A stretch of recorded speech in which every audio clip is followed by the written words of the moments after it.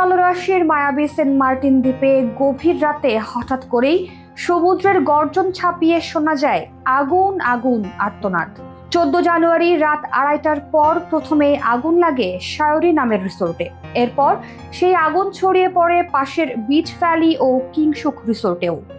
গভীর রাতে ঘটে যাওয়া এই ভয়াবহ অগ্নিকাণ্ডে 3 রিসোর্টই মুহূর্তেই ধ্বংসস্তূপে পরিণত হয়। এই ঘটনায় কোনো হতাহতের তথ্য পাওয়া যায়নি, তবে অধিকাংশ পর্যটকদের মালামাল পুড়ে ছাই হয়ে গেছে এবং নির্ঘুম রাত কাটাতে হয়েছে। কটেজগুলোতে আগুন নিয়ন্ত্রণের বিকল্প কোনো ধরনের ব্যবস্থা না থাকায় সবগুলো কক্ষ পুড়ে ছাই হয়ে যায়। জানা গেছে, শায়রি ইকো রিসোর্টের রিসেপশন থেকে মাল্টিপ্লাগে শর্ট সার্কিট হয়ে আগুনের উৎপত্তি হয়। সেই আগুন বাতাস থাকার কারণে মিনিটের মধ্যে বিচ ভ্যালির ছাউনিতে ছড়িয়ে পড়ে। এক পর্যায়ে বিচ ভ্যালি সহ পাশের কিংশুক ইকো রিসোর্ট পুড়ে ছাই হয়ে যায়। সব মিলিয়ে 3টি রিসোর্টের 30টি কক্ষ আগুনে পুড়ে গেছে।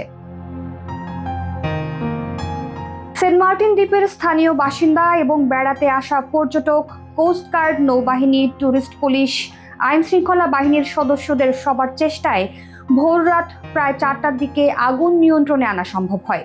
তবে দ্বীপে ফায়ার সার্ভিস না থাকায় এই ক্ষতি বহুগুণ বেড়ে গেছে বলে মনে করছেন স্থানীয়রা। সেন্ট মার্টিনের মতো একটি পর্যটন কেন্দ্র, যেখানে প্রতিদিন হাজার হাজার পর্যটকের আগমন ঘটে, সেখানে ফায়ার সার্ভিসের অনুপস্থিতি সত্যিই প্রশ্ন তুলছে। দ্বীপের নিরাপত্তা এবং জীবনযাত্রার মান উন্নয়নের জন্য জরুরি ভিত্তিতে একটি ফায়ার স্টেশন স্থাপন করা এখন সময়ের দাবি।